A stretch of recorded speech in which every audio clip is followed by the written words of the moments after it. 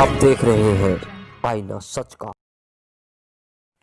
गोरखपुर से हम आपको बड़ी खबर बता रहे हैं। उत्तर प्रदेश के मुख्यमंत्री योगी आदित्यनाथ का जंगल तिकोनिया स्थित वन टांगिया गांव में आगमन। मुख्यमंत्री ने वन टांगिया वासियों के साथ मनाया दीपावली का त्योहार। आपको बता दें, कई दशकों से राजस्व ग्राम का दर्जा प्राप्त करने के लिए दर दर भटकते रहे थे ग्रामीण। सांसद बनने के बाद मुख्यमंत्री ने इस गाँव को गोद लिया। यह केवल टांगिया में मुख्यमंत्री को अपना भगवान मानते हैं, क्योंकि उत्तर प्रदेश के मुख्यमंत्री जब सांसद रहा करते थे तो वन टांगिया वासियों के साथ हर साल जाकर दीपावली मनाते थे और उनका सुख दुख भी बांटते थे। लेकिन सत्ता में आने के बाद मुख्यमंत्री ने दशकों से जूझ रहे वन टांगिया वासियों को राजस्व ग्राम का दर्जा दिया। बिजली, पानी, सड़क, मकान, स्कूल, तमाम सुविधाएं दी। साथ ही साथ उनको उत्तर प्रदेश और केंद्र सरकार द्वारा मिलने वाली तमाम सुविधाओं का लाभ भी मिलता है। और हर साल की भांति इस साल भी मुख्यमंत्री वन टांगिया वासियों के साथ दीपावली का त्योहार मना रहे हैं और कई परियोजनाओं का लोकार्पण कर शिलान्यास भी कर रहे हैं। Bureau report, Gorakhpur.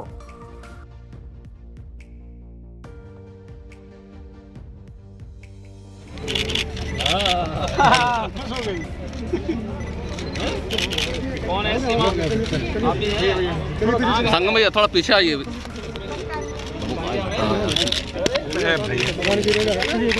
सामान नहीं गिरेगा प्लीज।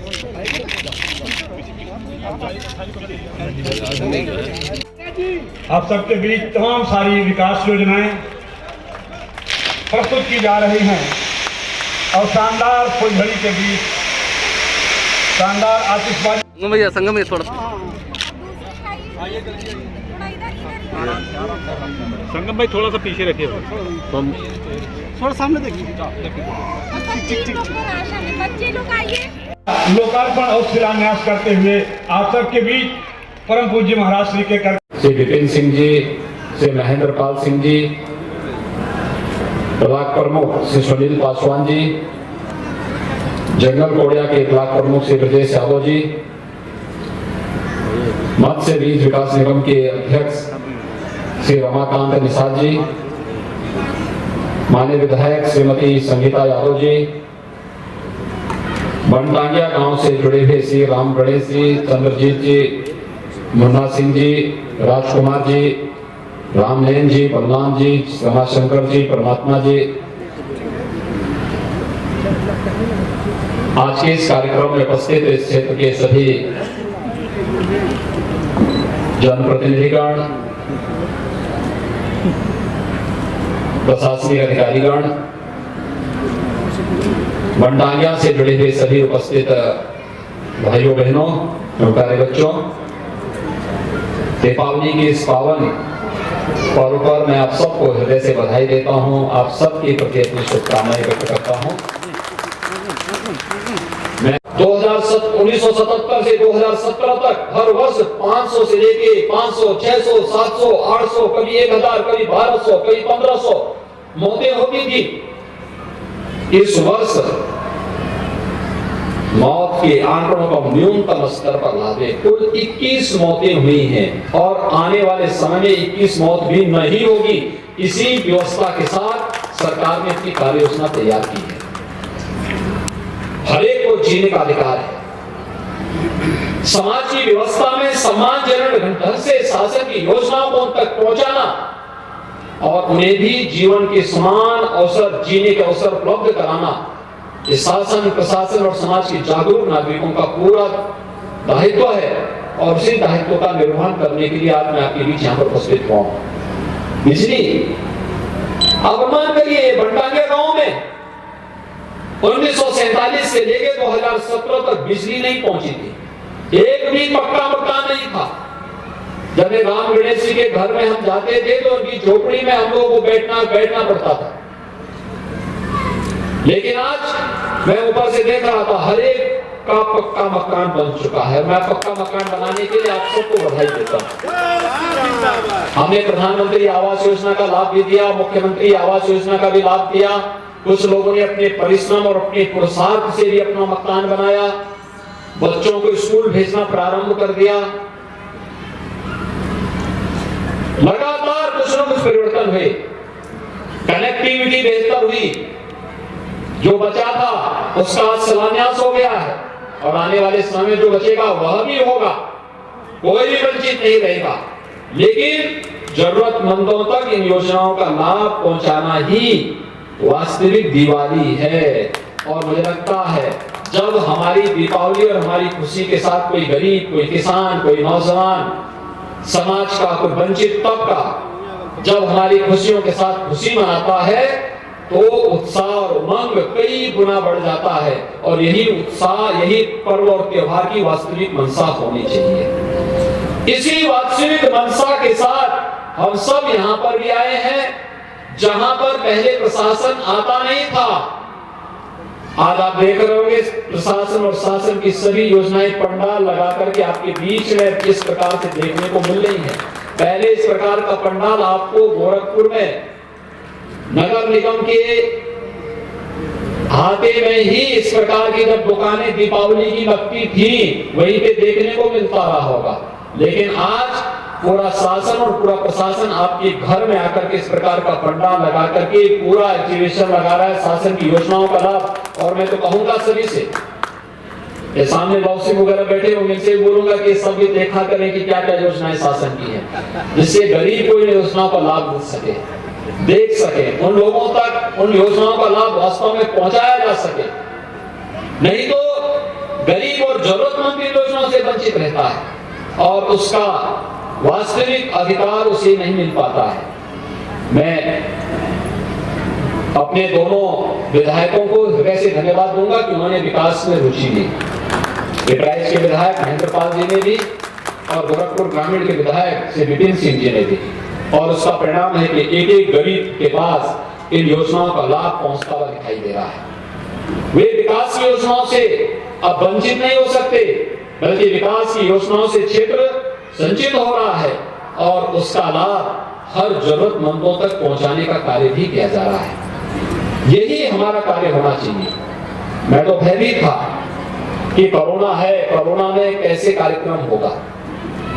मैंने पीके मल जी को, जिला प्रशासन को फोन करके पूछा, मैंने कहा क्या कार्यक्रम हो पाएगा? इन्होंने कहा कि कार्यक्रम की हमारी पूरी तैयारी है,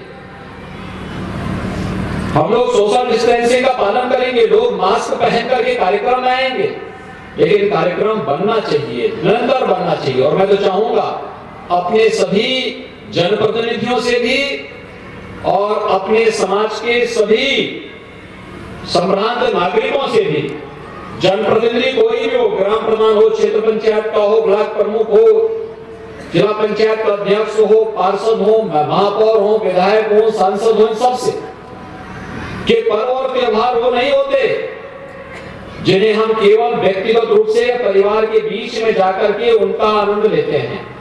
पर्व और त्योहार की खुशी तब और कई गुना बढ़ जाती है जब हम समाज को उसके साथ जोड़ते हैं, और खासतौर पर गरीब तबका जब हमारे साथ जुड़ता है तो गरीब तबके के साथ हम सबका जुड़ाव पर्व और त्योहार के आनंद को कई गुना आगे बढ़ा देता है, कई गुना बढ़ा देता है। और सचमुच आज जब हम दीपावली की दीपोत्सव के कार्यक्रम को मना रहे होंगे तो हमें दो बातों पर जरूर ध्यान देना होगा।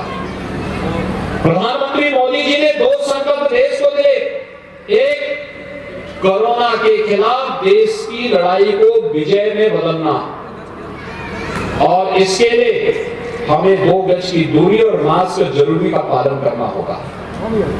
दूसरा, आज जब हम दीपावली का दीप जलाएंगे तो दीपावली का दीप हमें सोचना चाहिए हमारे अपने उन जवानों के लिए जो आपकी सुरक्षा के लिए, देश की सुरक्षा के लिए, देश और प्रदेशों में कानून व्यवस्था की स्थिति को बनाए रखने के लिए, आपकी खुशी के लिए दिन रात एक करके कोई देश की सीमाओं की सुरक्षा करना होता है, कोई प्रदेश और देश के अलग अलग क्षेत्रों में कानून व्यवस्था और सुरक्षा की बेहतर स्थिति को बनाने के लिए योगदान देता रहता है।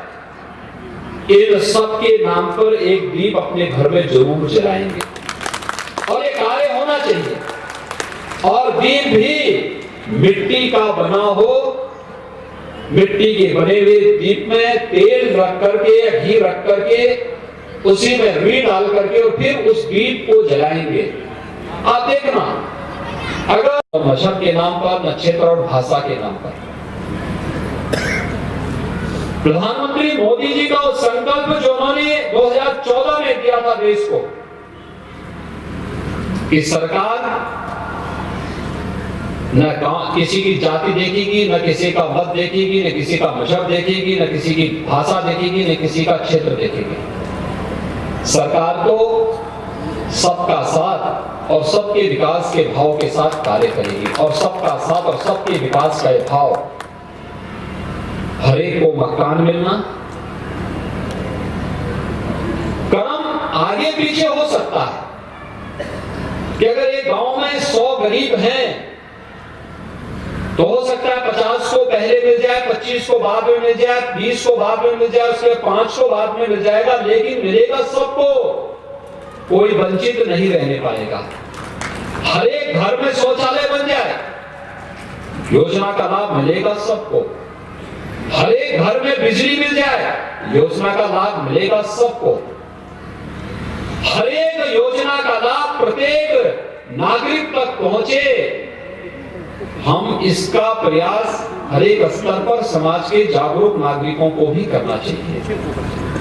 नहीं तो कोई सोचता था कि प्रधानमंत्री आवास योजना चलेगी, लोगों ने अपने अपने नाम पे तो योजनाएं चलाई, लेकिन जनता के लिए सर्वस्वीकार्य कोई योजना चले तो आवास योजना में योजना का नाम हो सकता है प्रधानमंत्री आवास योजना, जिसमें किसी के साथ कोई भेदभाव नहीं, पिक एंड चूज भी नहीं, कोई भेद भी नहीं। अगर कोई चाहेगा कि मैं इसको दूं, इसको नहीं दूं, तो वो नहीं कर पाएगा, क्योंकि वो सूची पहले से तैयार है और उस सूची के अनुसार एक एक करके सभी को योजना का लाभ उपलब्ध करवाना है। ऐसे ही शौचालय की योजना कोई सोच सकता था उत्तर प्रदेश जैसे राज्य में इन योजनाओं का लाभ इन गरीबों को मिल सके, जिनके एजेंडे में गरीब नहीं था, किसान नहीं था, नौजवान नहीं था, महिलाएं नहीं थी, उन लोगों ने योजनाओं में रुचि भी नहीं दी। स्वच्छ भारत मिशन 2 अक्टूबर 2014 से प्रारंभ होता है और 2 अक्टूबर 2014 से प्रारंभ होने के बाद पहले 2.5 वर्ष के दौरान प्रदेश के अंदर कुल 43 लाख गरीबों के ही शौचालय बन पाए। अगले 2.5 वर्ष के अंदर हमें 2 करोड़ 61 लाख लोगों के शौचालय बनाने थे। कैसे बनेगा? हम लोगों ने इसको मिशन मोड में लिया और अगले 2.5 वर्ष के अंदर 2 करोड़ 61 लाख गरीबों को एक एक शौचालय देने का कार्य प्रदेश के अंदर प्रदेश सरकार ने किया और आज हर गांव में आपको शौचालय देख सकते हैं, हर गरीब के घर में। और इसने पूर्वी उत्तर प्रदेश में तो इस योजना ने व्यापक परिवर्तन लाया है। इंसेफ्लाइटिस से आप में से बहुत सारे लोग मेरे साथ उस आंदोलन के साक्षी रहे जब हमने बड़े बड़े आंदोलन गोरखपुर में किए, कभी पद यात्राएं की, कभी कई दिनों तक धरने चले, कहीं पर बहुत बड़े बड़े आंदोलन यहाँ पर इंसेफ्लाइटिस के खिलाफ थे। और उस आंदोलन में आप देखते रहे होंगे, हम आंदोलन इसलिए करते थे क्योंकि यहाँ गरीब का बच्चा मरता था, यहाँ किसान का बच्चा। दोस्तों, अगर आपको हमारा ये वीडियो पसंद आया हो तो इस वीडियो को लाइक करें और हाँ, चैनल को सब्सक्राइब करना ना भूलें।